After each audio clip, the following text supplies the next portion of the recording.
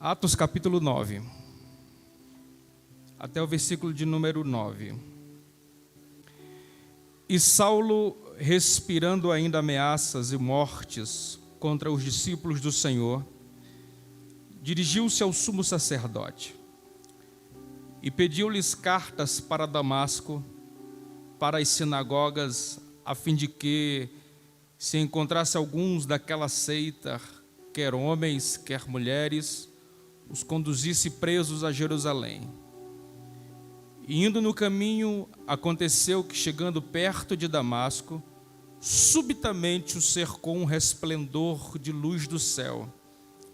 E caindo em terra, ouviu uma voz que lhe dizia: Saulo, Saulo, por que me persegues?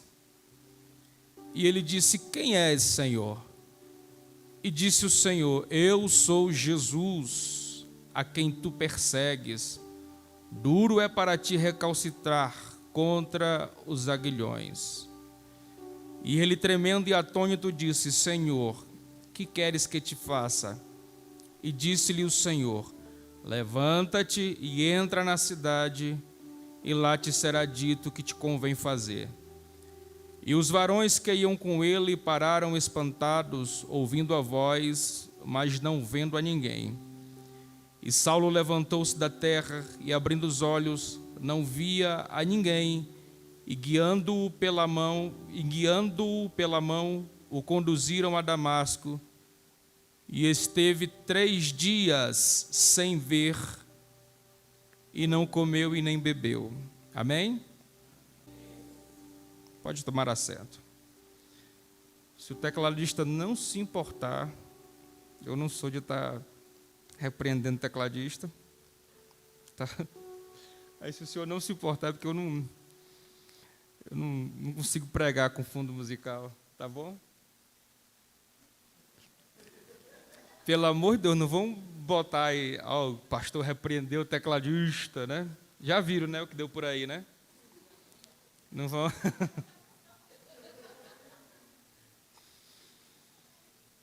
Eu até brinco por aí, eu digo: pessoal, fundo musical é para pregador famoso, né? Eu estou iniciando, então é sem fundo musical.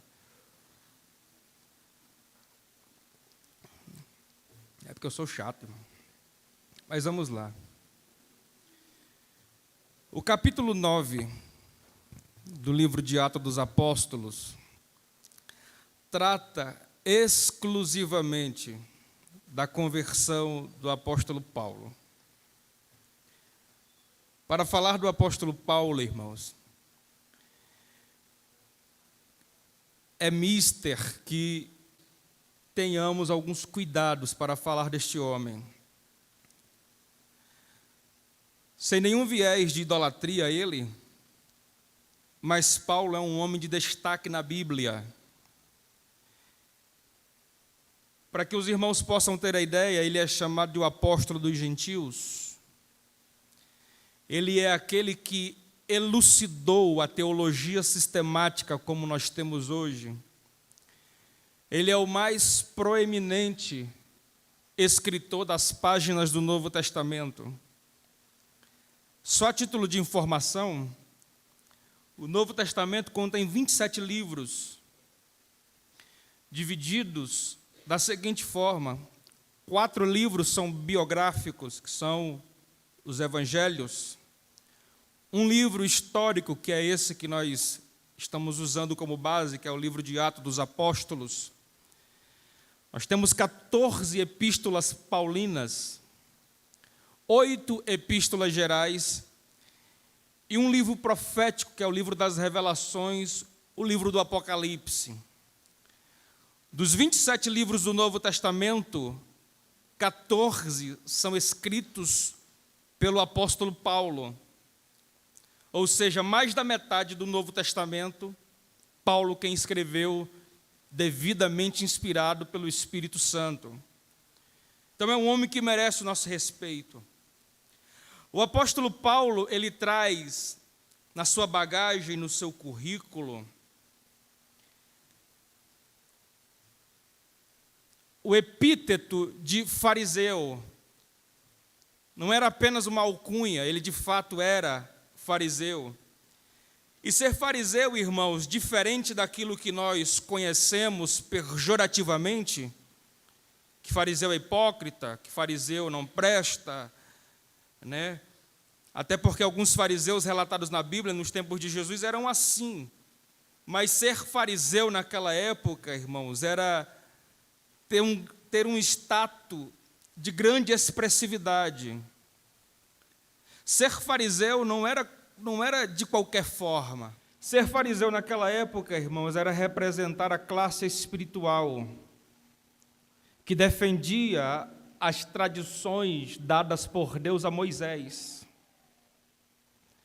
Ser fariseu vem de muito tempo antes do nascimento de Jesus. Para que os irmãos possam ter uma ideia,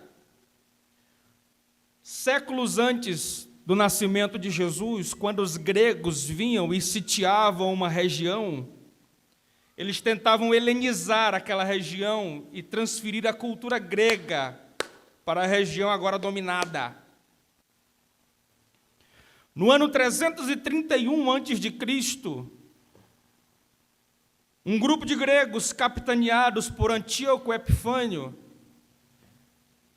tentaram dominar alguns judeus, um grupo de judeus, e com isso helenizá-los, transferir a cultura grega, botar de goela dentro a cultura grega para os judeus. Só que eles encontraram, irmãos, uma família de Judas Macabeu. E esta família, irmãos, a ferro e fogo ofereceram resistência a Antíoco Epifânio. Aquela luta, irmãos, aquela batalha deu origem aos Hasidins, que ficou conhecido como a classe que defendia toda a tradição que Deus havia dado a Moisés, irmãos. Dos Hasidins, irmãos, surge ou sai, é extraído o grupo dos fariseus. Fariseu, irmãos, era aquela classe dada a defender com unhas e dentes aquilo que Deus havia dado, principalmente a tradição oral. A luta para se tornar um fariseu começava-se aos 13 anos, no cerimonial de emancipação chamado de Bar Mitzvah. O garoto iniciava esse ritual aos 13 anos, no afã de alcançar a sua emancipação.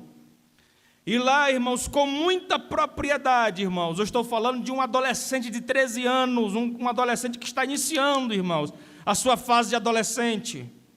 Aos 13 anos de idade, esse adolescente teria que falar com muita propriedade Gênesis, Êxodo, Levítico, Números e Deuteronômio. É uma pena, irmãos, que hoje nós não sabemos nenhum versículo de cor. E quando um adolescente se propunha a ser alguém que queria defender as tradições de Deus, irmãos, ele mergulhava a fundo para conhecer a Torá, para conhecer aquilo que era oriundo de Deus. Participar do Bar Mitzvah, irmãos, a grosso modo, era como, ignorantemente, fazendo uma comparação, era como se fosse o Enem. O Enem te dá acesso a uma faculdade, né, que serve como uma espécie de vestibular. Participar do Bar Mitzvah, irmãos, você tinha livre acesso, você tinha já a sua vaga carimbada para entrar em uma das escolas teológicas que existiam na época. Existiam diversas escolas teológicas, 3 se destacavam: a escola de Hillel, a escola de Shammai e a escola de Gamaliel. O garoto que se destacava, irmão, no Bar Mitzvah, ele já tinha ali, irmão, a sua vaga garantida numa dessas escolas. O interessante é que a Bíblia diz que Paulo, ele foi criado, ele cresceu aprendendo aos pés de Gamaliel. Por quê, irmãos? Estudar aos pés de Gamaliel, irmãos, era como se fosse um estudante de Harvard. Era uma escola muito respeitada, uma escola de peso, uma escola que queria lhe trazer status. Isso, irmãos, mostra que Paulo foi irmãos, que se destacou de uma forma muito expressiva. Gálatas capítulo 1, versículo 14, Paulo vai dizer assim: e na minha nação eu excedia em judaísmo a muitos da minha idade, sendo extremamente zeloso das tradições de meus pais. Saulo não era qualquer um. Para que os irmãos possam terem uma ideia, irmãos, a lei era composta de 613 preceitos. E para nós que hoje gostamos tanto da graça, porque a graça é light, a graça é isso, faça aquilo, faça... A lei, irmãos, eram 613 preceitos. E a grande maioria era: não faça, não vá, não coma, não corra, não beba, não faça isso, não vá para ali. Não e não. Eram 613 preceitos. Filipenses capítulo 3, versículo 6, a parte B, Paulo vai dizer assim: segundo a justiça que há na lei, eu era irrepreensível. Ou seja, Paulo dominava os 613 preceitos da lei. Paulo se destacava de uma forma, irmãos, extraordinária. Ser fariseu nos tempos bíblicos, irmãos, era sinônimo de alguém que protegia aquilo que era de Deus. Na época de Jesus, existiam pelo menos 6.000 fariseus. Existem pelo menos 100 referências na Bíblia acerca desses 6.000 fariseus. Há quem diga, irmãos, que Paulo era um homem de tanto destaque, de tanta relevância, que ele compunha o Sinédrio. O Sinédrio, irmãos, tinha 71 cadeiras, sendo que a 71ª nunca era ocupada, que era a cadeira de Moisés. Há quem diga que Paulo ocupava uma daquelas 71 cadeiras. O Sinédrio era composto de grandes sacerdotes, anciãos chefes de grandes famílias, ricos, comerciantes e latifundiários e escribas. Paulo perseguia a igreja não é porque ele era mau, não é porque ele não queria que a obra de Deus se avantajasse ou tomasse proporção. Ele perseguia a igreja porque ele via naquele segmento que se iniciava uma seita, porque ele via ali um risco às tradições de seus pais. Ele perseguia a igreja porque ele via que aquilo poderia ser um risco àquilo que ele havia aprendido de Deus. Filipenses capítulo 3, versículo 6, a parte A, Paulo vai dizer assim: e segundo zelo, eu fui perseguidor da igreja. Paulo não perseguia porque ele era mau, porque ele era sanguinário, não. É porque ele era um homem de Deus. Olha a diferença. Agora o interessante, irmãos, é que Deus tinha um propósito na vida de Paulo. Porque Deus, senhoras e senhores, Ele não olha para nós da forma como nós olhamos os nossos pares, e nem da forma como o diabo nos olha. Primeiro que Deus habita na eternidade. O termo grego usado para a eternidade é aionos, ou aionia, que quer dizer sem início, sem meio e sem fim. Deus habita naquilo que não tem início, nem meio, nem fim, que é a eternidade. Agora olha o paradoxo. Isaías vai dizer que Ele é o Pai da eternidade. Ele é o Pai daquilo que não tem início, não tem meio e nem tem fim. Como é que isso cabe na nossa cabeça? Nós só aceitamos por fé. E a nossa fé faz a gente ver que Deus é muito grande, maior do que qualquer ciência, maior do que qualquer pensamento. Então, irmãos, Deus habita na eternidade. Na eternidade, irmãos, isso aqui é um pensamento meu. Deus abre um espaço na eternidade. Esse espaço ele chama de cronos ou tempo. E ali ele coloca o homem. Observe, como Deus habita na eternidade, e na eternidade ele abre essa brecha, esse espaço que nós chamamos de tempo. E se ele habita na eternidade, então simultaneamente Deus vê o passado, o presente e o futuro. Quem está me entendendo, diga amém. Agora Deus está vendo o meu nascimento. Agora, nesse exato momento, Deus está vendo eu pregando aqui. E nesse exato momento da eternidade, Ele olha para o tempo e Ele está vendo o meu fim. Se eu serei arrebatado ou se eu estarei descendo à sepultura. Deus está vendo. De forma que Deus nunca nos julga pelo nosso presente e o nosso passado. Quem nos julga por nosso passado é o diabo. Porque ele gosta de acusar. Não é à toa que o nome dele é acusador. Ele olha para você e o julga por aquilo que você cometeu de errado. O homem, ele gosta de nos julgar por aquilo que ele está vendo. E isso é bíblico. João capítulo 3, versículo 11. Foi Jesus quem disse: nós dizemos o que sabemos e testificamos o que vimos. O homem, ele nos julga por aquilo que está vendo no momento. Se você cometer um deslize agora, meu Deus, não presta para nada. E por aí vai, vocês estão me entendendo?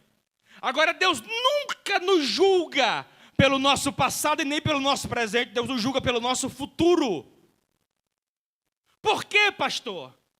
Porque se Deus fosse nos julgar pelo nosso passado ou pelo nosso presente, nós seríamos fulminados.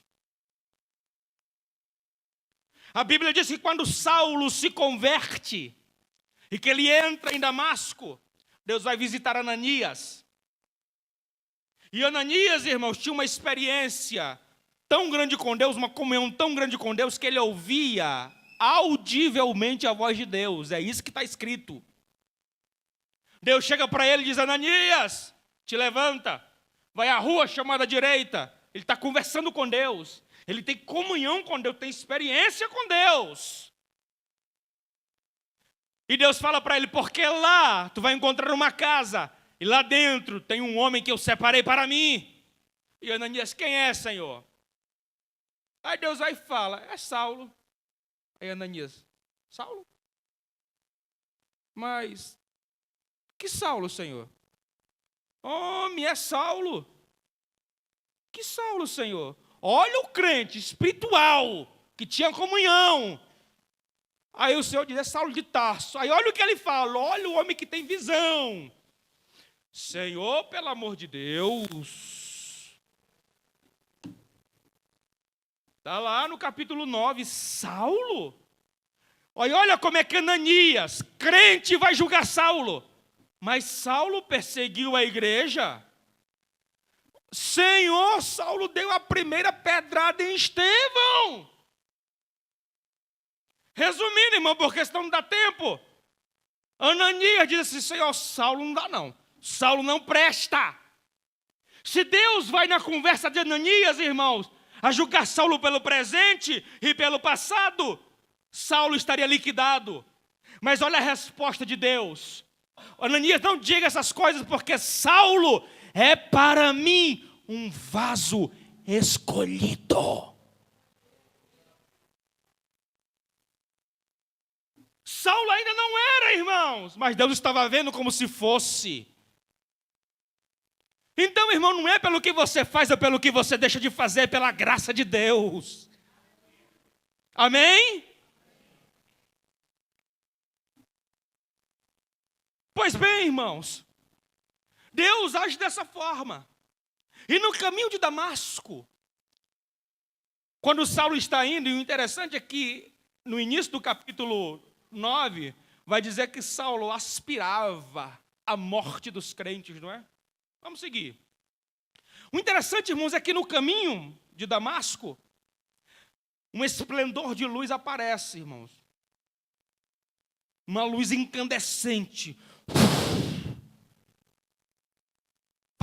Saulo cai por terra. E aí o interessante, irmãos, é que por 3 vezes o Senhor fala com Saulo. Depois que o Senhor fala com Saulo, Saulo fica sem ver por, diga mais alto, 3 dias. Irmão, você tem que ser curioso para as coisas que se repetem na Bíblia, porque ali tem uma revelação muito profunda. Existe um mistério, irmãos, em torno do número 3 nas Escrituras Sagradas. Olha só que interessante, irmãos. Olha só que interessante. A Bíblia diz que Lúcifer, quando fez aquela insurreição, quando ele se rebeliou, ele levou consigo a 3ª parte dos anjos. Lá no Gênesis, 3 criaturas falavam com Deus: Adão, Eva e a serpente ou o diabo. Noé teve 3 filhos que começaram a repovoar a terra depois do dilúvio. Abraão recebeu a visita de 3 anjos. José no Egito teve 3 sonhos que falavam de 3 dias, representados por 3 cachos de uvas e 3 pães. O Egito teve 3 dias de trevas. No Antigo Testamento, as festas mais expressivas eram 3 festas anuais, a saber, a festa dos pães asmos, a festa das semanas e a festa dos tabernáculos. 3 eram os amigos de Jó. Daniel orava 3 vezes ao dia. O templo de Salomão era dividido em 3 partes: o átrio, o lugar santo e o lugar santíssimo. O profeta Jonas esteve 3 dias no ventre do grande peixe. Em Mateus está escrito que lá no Monte da Transfiguração, 3 pessoas estavam ali: Jesus, Moisés e Elias. 3 foram os presentes que os magos trouxeram do Oriente para o menino Jesus: ouro, incenso e mirra. O livro do Apocalipse fala de 3 espíritos imundos saindo da boca de 3 personagens: o dragão, a besta e o falso profeta. A cidade santa tem 12 portas, divididas em 3 portas para o nascente, 3 portas para o poente, 3 portas para o norte e 3 portas para o sul. Deus fez o homem um ser tricotômico: corpo, alma e espírito. Deus é Pai, Filho e Espírito Santo. O templo de Deus, irmãos, ele é representado pelo corpo, e o corpo é dividido em cabeça, tronco e membros. 9 são os frutos do Espírito, e 9 é múltiplo de 3. 3 são as virtudes que Deus deu à igreja: a fé, a esperança e o amor. O número 3, irmãos, ele exprime completude, aquilo que é completo. Por quê? Porque dentro do tempo, irmãos, ela abarca as 2 extremidades, porque o tempo é dividido em 3 fases: passado, presente e o futuro. E o número 3 abarca as 2 extremidades do tempo. Por isso que fala daquilo que é completo. Agora, pasmem os senhores e as senhoras, o que tem a ver o número 3 e Saulo? Deus fala com Saulo 3 vezes. E por 3 dias Saulo fica cego. Por quê? Porque o número 3, senhoras e senhores, está intimamente ligado com o sacrifício salvífico de Cristo na cruz. Como assim, pastor? A começar, irmãos, pela cruz. A cruz era feita de madeira. Madeira vem da árvore. E a árvore foi feita no terceiro dia da criação. O interessante, irmãos, é que Jesus se retirou para o Getsêmani para orar 3 vezes. No caminho da crucificação, Pedro negou Jesus 3 vezes. Judas traiu Jesus por 30 moedas de prata. Lucas capítulo 23, Pôncio Pilatos disse por 3 vezes que Jesus era inocente. Colocaram na cabeça de Jesus uma coroa de espinhos. Olha só essa curiosidade como é interessante. O espinho que fez aquela coroa vinha de um espinheiro sírio, muito comum pela via onde Jesus passou. Agora, paz, meus senhores e as senhoras. Aquele espinheiro, irmãos, era dividido em conjuntos de espinhos. E cada conjunto de espinhos tinha 3 espinhos, 3 espinhos, 3 espinhos, 3 espinhos. E pasmem, há quem diga que aquele espinheiro só crescia até 3 metros de altura. Jesus, quando foi crucificado, antes de ser crucificado, ele foi mandado para o flagelo, para o açoite. O açoite é denominado na Bíblia de 40 chibatadas menos uma. Quanto que é 40? 40 menos 1, quanto que é? 39. E o interessante é que 39 é múltiplo de 3. Outra curiosidade. O chicote que açoitou Jesus chamava azorrague. Uma haste de madeira. Na extremidade da haste haviam faixas de couro de animais. Era dividido entre 6 faixas ou 12 faixas de couro. O interessante é que 6 é múltiplo de 3. 12 é múltiplo de 3. Jesus levou 39 chibatadas. 12 vezes 39, irmãos, dá 468 cortes. E 468 também é múltiplo de 3. Jesus morreu com 33 anos. Jesus foi pendurado na cruz com 2 ladrões, totalizando no Calvário 3 pessoas.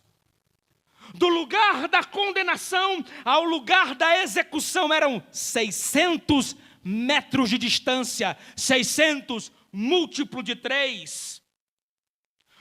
Quando Jesus foi crucificado na cruz, usaram 3 cravos, um na mão direita, um na mão esquerda e outro nos pés.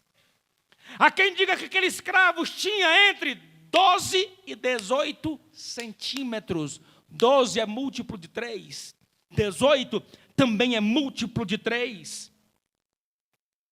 Quando Jesus está pregado na cruz do Calvário, ele faz 3 orações.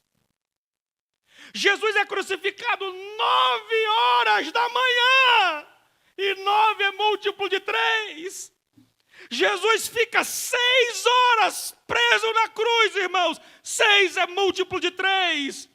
Jesus morre às 3 horas da tarde.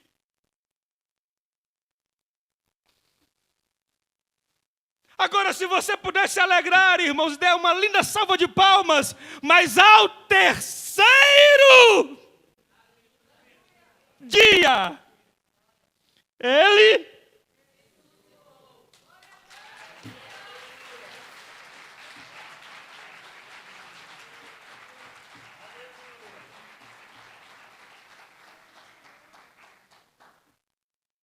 irmão, se você me convidar, pensando porque eu sou assembleano, que vai vira banco, pular num pé só, não vai ver muito isso, não.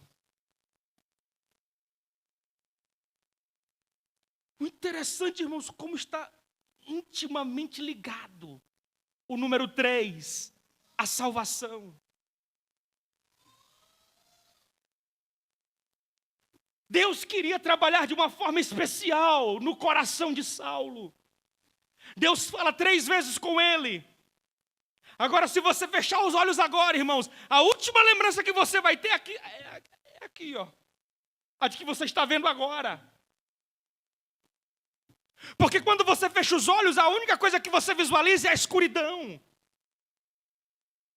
Nada mais que está à sua volta tem expressividade, tem influência. Quando Saulo fica cego por 3 dias, era o processo, irmãos, da salvação que se consumava na vida de Saulo. Porque ele não via mais nada, a única coisa que ele via era Deus, era Jesus, que falava com ele por 3 vezes. Era Deus trabalhando e tentando arrancar de dentro dele aquilo que eu vou falar agora.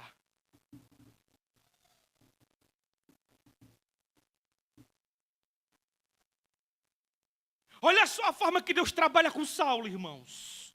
Olha só. Eu creio que Deus vai trabalhar assim com você também. Olha só a forma que Deus trabalha com Saulo. Saulo, irmãos, quando ele recebe isso, e olha que ele estava indo para perseguir a igreja, irmãos. A partir desse momento ele muda, irmãos, da água para o vinho. Da noite para o dia. Foi algo extraordinário. Paulo recebeu a salvação, irmãos, ele percebeu que foi o maior benefício que ele pôde receber. Não se sabe ao certo, irmãos, quem escreveu a carta aos Hebreus. Existem especulações que tenha sido Paulo, eu não afirmo. Mas existe um versículo em Hebreus capítulo 2, versículo 3, que parece que ganha eco no coração de Paulo, irmãos. Quando ele aceita Jesus, e ele diz assim: como escaparemos nós, se não atentarmos para uma tão grande salvação? Naquele momento, irmãos, em que Saulo é interpelado pelo Senhor, ele observa que nada no seu currículo poderia conduzi-lo a um lugar melhor, a não ser a graça salvífica de Jesus. Ele recebeu o bem maior. E era como se esse versículo do escritor saca aos Hebreus retumbasse no coração de Paulo, dizendo: e como escaparemos nós, se não atentarmos para uma tão grande salvação? Naquele momento Paulo percebeu que não eram pelas obras, que não era por se fazer ou por se deixar de fazer. Eu já preguei isso aqui uma vez. É tanto que Paulo, quando está escrevendo, irmãos, a carta aos Efésios, quando ele toma o objeto de escrita, passa do lanquim, e quando ele está na altura do capítulo 2, no versículo 9, no versículo 8 e versículo 9, parece que o Espírito Santo toma de assalto o coração do velho apóstolo, e ele escreve: porque pela graça sois salvos, por meio da fé. Isso não vem de vós, é dom de Deus, não vem pelas obras, para que nenhuma carne se glorie. Paulo está dizendo, não é pelo fazer ou pelo deixar de fazer, é por Ele, é Ele quem faz, é Ele quem opera. Vamos seguir, irmãos. Agora, outra coisa interessante. Deus fala com Saulo, e 3 dias ele fica cego. Agora, olha que interessante. Paulo aprendeu diretamente com o Senhor. Paulo não foi atrás de profecia, de revelação. Não foi na oração na casa de... Não. O interessante, irmãos, é que Paulo aprendeu diretamente com o Senhor. Gálatas capítulo 1, versículo 11 e 9 diz: faço-vos saber, irmãos, que o evangelho que por mim foi anunciado não é segundo os homens, porque não o recebi nem aprendi de homem algum, mas pela revelação recebi de Jesus Cristo de Nazaré. Na Santa Ceia que você participa, 1 Coríntios capítulo 11, versículo 23, como é que inicia o versículo? Porque eu recebi o que também vos... Olha só o que Paulo está dizendo, eu recebi diretamente dele. Existem situações na sua vida, aprenda isso agora, que não é para trazer confusão à sua mente, mas é para que você possa ter uma experiência com Deus e saber quem Ele é.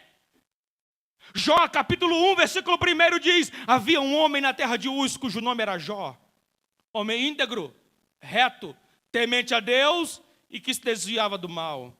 Qualquer pessoa com essas 4 qualidades, irmãos, era dita pelas outras: eita, esse é crente, não é? O interessante é que Jó 42, depois de toda a prova que ele passa, Jó vai dizer: Senhor, antes eu te conhecia só de ouvir, mas hoje os meus olhos te contemplam. Às vezes quando está cego, não está vendo nada, a gente fica meio que confuso, entrando em parafuso, e até pensamos que Deus não está conosco, mas Ele está nos ensinando. Por quê? Por quê, pastor? 1 de Pedro, capítulo 4, versículo 12, 13 e 14, Pedro vai dizer assim: amados irmãos, não estranheis a ardente prova que vem sobre vós para vos tentar, como se coisa estranha vos acontecesse. Ou seja, eu estou cego, meu Deus, e agora? Não estou entendendo nada.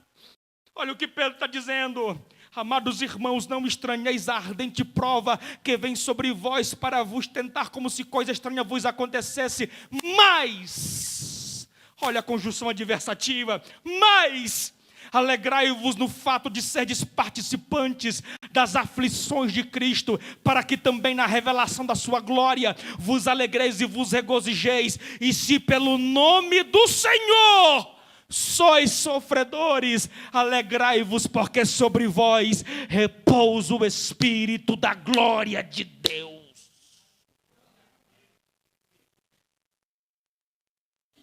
Sabe o que ele está dizendo?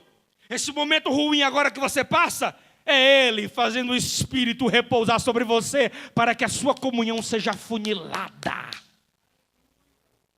João capítulo 13, versículo 7, Jesus disse a Pedro: o que eu faço agora você não entende e não compreende, mas chegará o dia que compreenderás.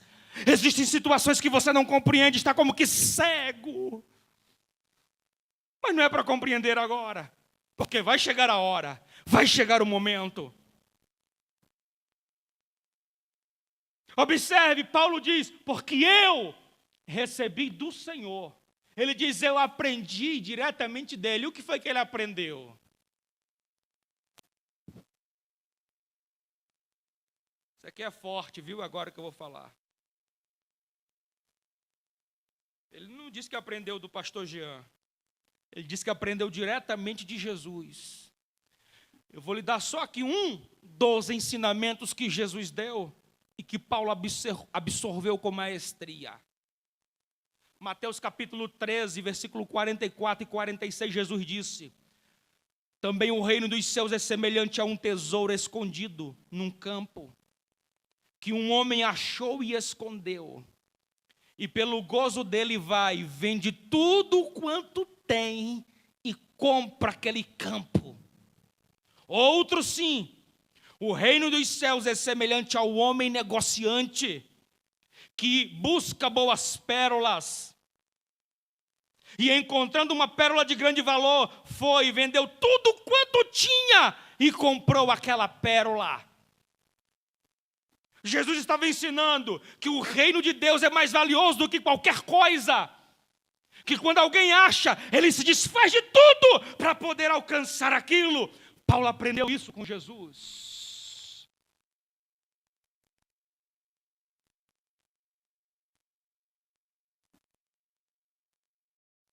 Sabe o que é interessante, irmãos? Paulo aprendeu tanto, que Paulo é quem escreve Filipenses, capítulo de número 2, versículos 5 a 11, Paulo vai dizer assim, ó: de sorte que haja em,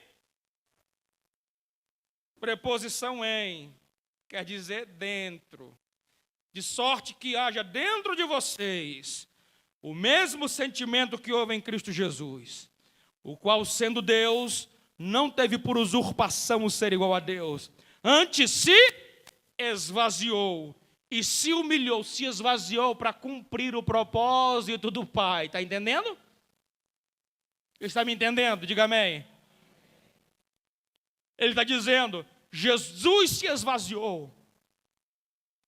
Eu faço força na minha consciência para tentar visualizar essa cena, irmãos.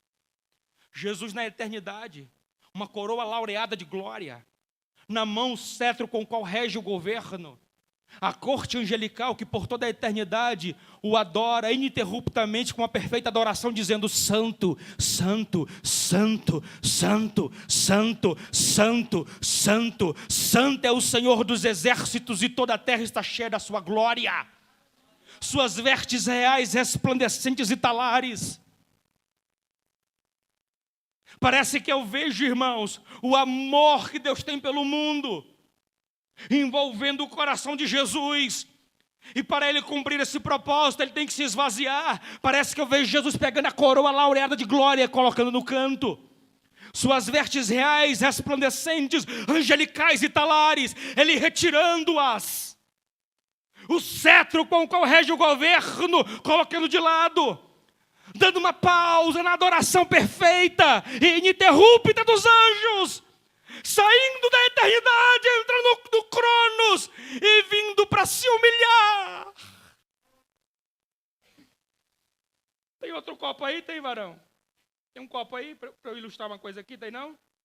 Me traz essa garrafa aí, por favor. Pode trazer a garrafa aqui, do jeito que está aí. Pastor, eu vou molhar só um pouquinho aqui seu púlpito, tá? Você está vendo esse copo aqui? Não está cheio? Isso aqui é você. Isso aqui sou eu. E sabe quem é essa jarra? Deus. Aí Deus quer encher você. Deus quer dar aquilo que está dentro dele para você. Paulo disse, porque eu recebi do Senhor. E eu vou te dizer o que é que Paulo fez para que ele pudesse receber do Senhor. O problema é que nós não queremos fazer isso. Aqui está você, cheio do seu eu, cheio dos seus diplomas, cheio de suas convicções frívolas. E Deus vem para querer encher. Deus vem. E olha, dá para encher, irmãos?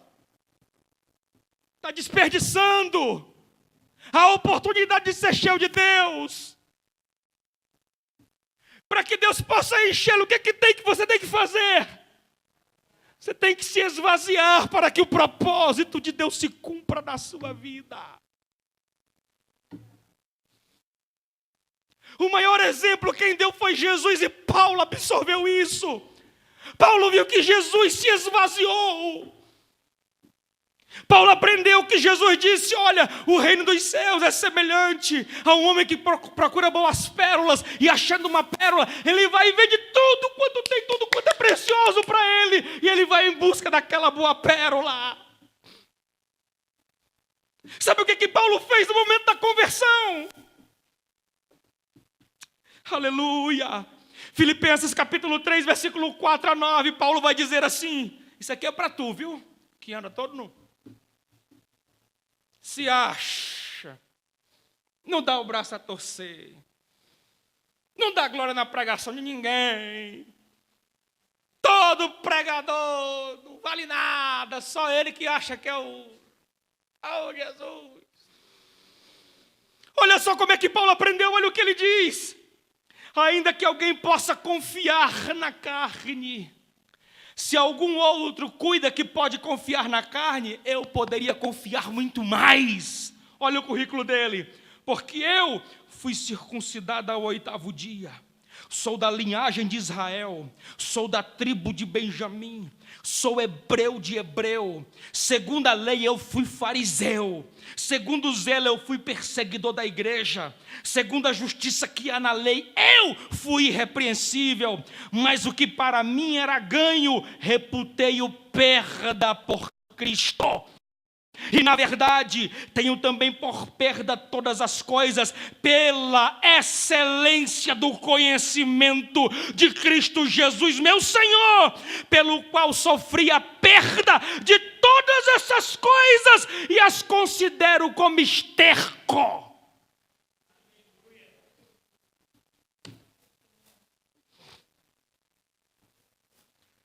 O currículo que lhe dava status na sociedade, de entrar e sair, falar com qualquer pessoa, com qualquer magistrado.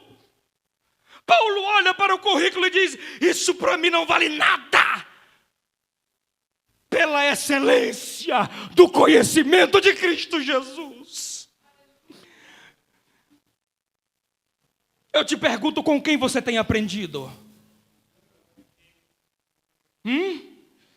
Como é que está a sua conversão?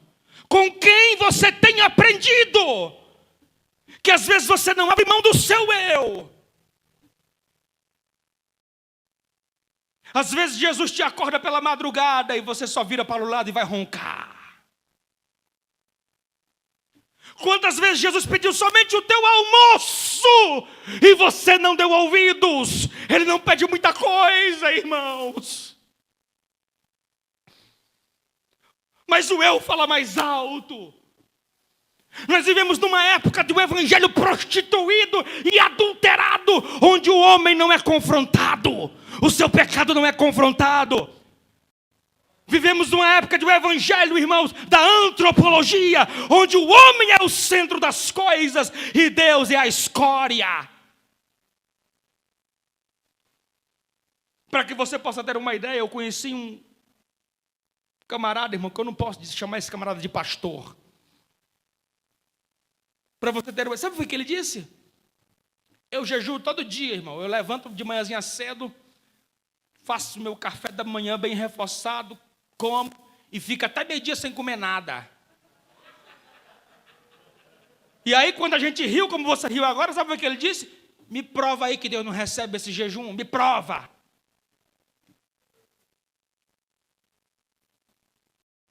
Você está achando o quê, irmãos? Hoje, irmão, tem teólogo para tudo que é lado. Teólogo de Facebook. Porque o camarada é teólogo lá na telinha. É um gigante dentro do quarto dele, na frente do computador. Mas aqui, tete a tete.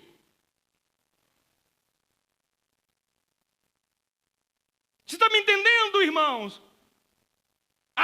Dízimo é da lei, não é para dar não. Quer não sei o quê, porque agora eu aprendi. Aprendeu aonde? Com quem? Com Deus é que não foi. Com Jesus é que não foi, irmãos.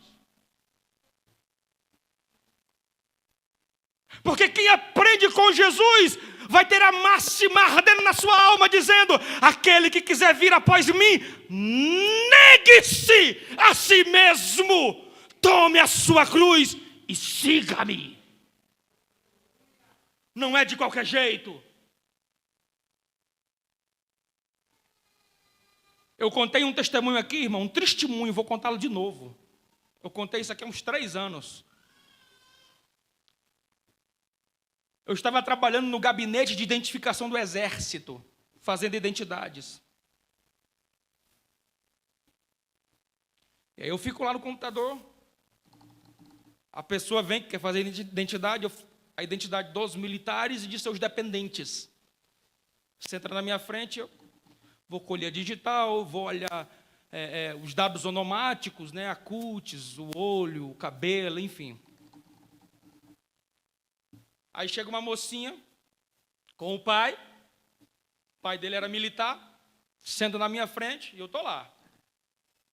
Aí eu começo a fazer o processo dela.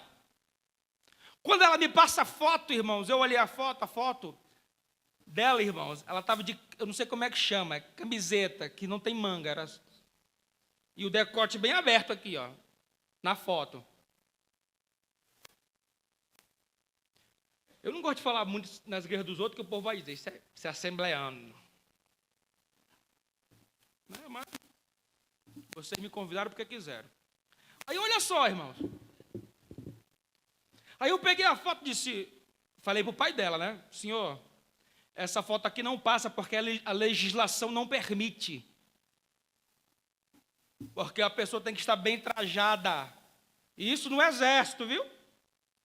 Tem que estar bem trajada. Não pode ter decote. Não pode ter figuras no fundo. O cabelo não pode cobrir as orelhas. Enfim, tem uma série de requisitos. O pai olhou para a moça, sabe o que foi que ele disse? Bateu no ombro dela, tá vendo? Eu te disse, eu te avisei. Tu tá achando que no exército é bagunçado que nem lá na igreja?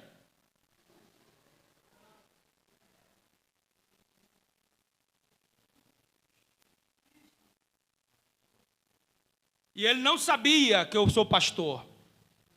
Não sabia. Ele disse, tá vendo? Tu acha que é bagunçado que nem lá na igreja? Gente, eu aqui, ó. Não, aí eu fiquei zangado, sabe o que foi? A meninazinha, irmãos. Não abandonou nem o leite nenhum ainda. Para não dizer outra coisa. Uma menina. Quero ver me provar na Bíblia que eu estou errado lá na igreja. Gente, eu já estava teclando assim, ó. Jesus, leva logo essa daqui. Você está rindo, mas eu fiquei fumaçando, irmãos. Aprendeu com quem? Com quem? Aprendeu com quem? A Bíblia diz que as mais novas devem aprender com as mais... Está escrito.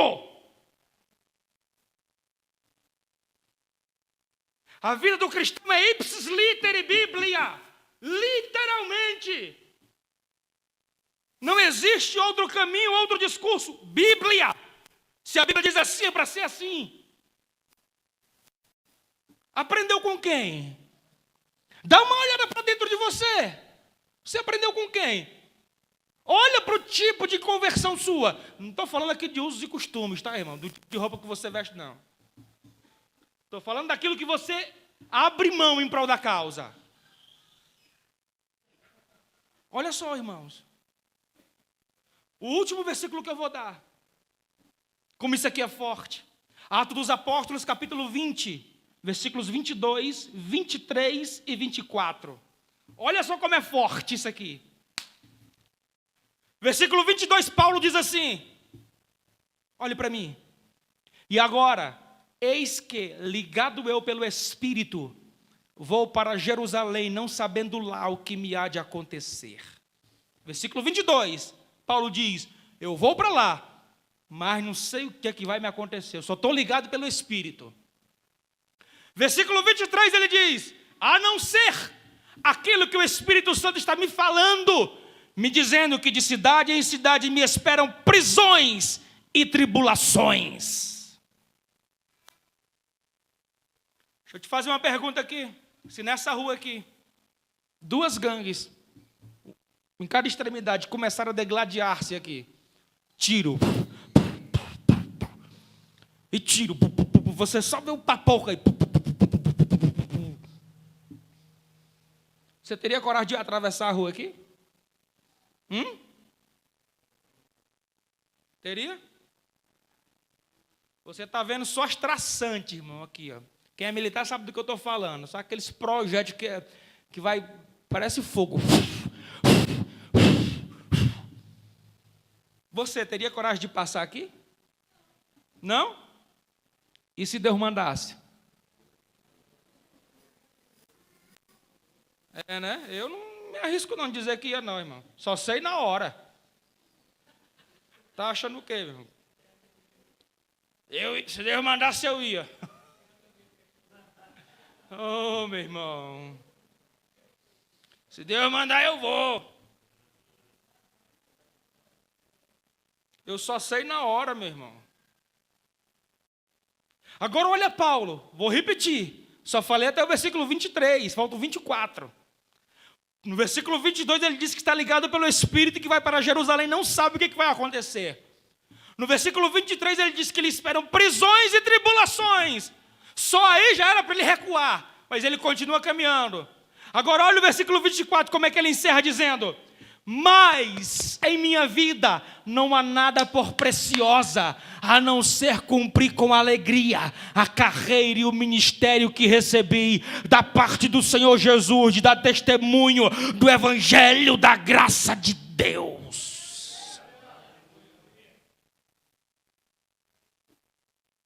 Como é que está a sua conversão?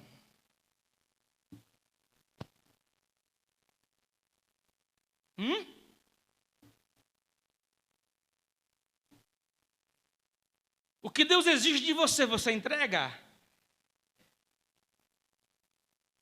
O que Deus pede, você dá?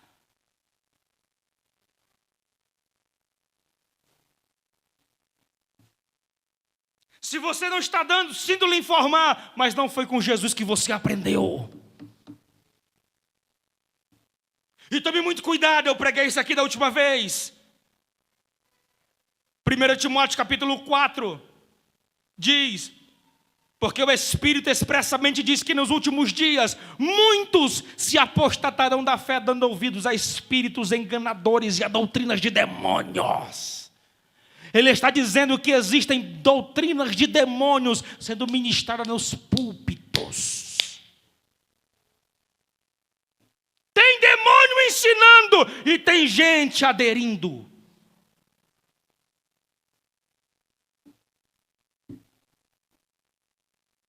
Segundo Timóteo capítulo 4, versículo 3 e 4 diz: porque chegará um tempo, esse tempo já chegou, em que não suportarão ouvir a sã doutrina, mas tendo que comichão nos ouvidos, amontoarão para si doutores.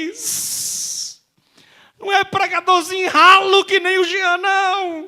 Ele está dizendo: amontoarão para si doutores, segundo as suas próprias concupiscências, segundo os seus próprios desejos, tendo desviado o ouvido da palavra da verdade. Se coloque de pé, nós vamos orar.